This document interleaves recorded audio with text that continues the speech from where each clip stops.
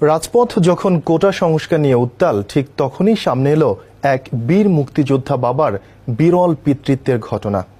নিজের ঔরসজাত সন্তান দুজন হলেও অন্যদের চাকরি দিতে তিনি হয়েছেন আরও 7 সন্তানের বাবা।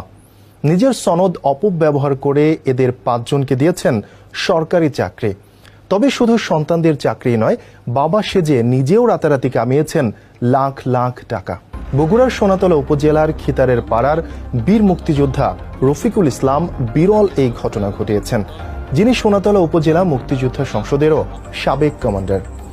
অনুসন্ধানে জানা যায়, বীর মুক্তিযোদ্ধা রফিকুল ইসলাম ও রেবেকা সুলতানা দম্পতির 2 সন্তান রাশেদ আক্তার ও মুর্শেদ আক্তার।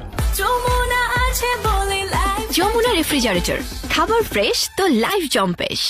তারা দুজনেই গৃহিণী। অন্যদিকে রফিকুলের ভুয়া সন্তানরা হলেন 2 ভাই আহসান হাবিব হান্নান ও জিয়াউর রহমান। এছাড়া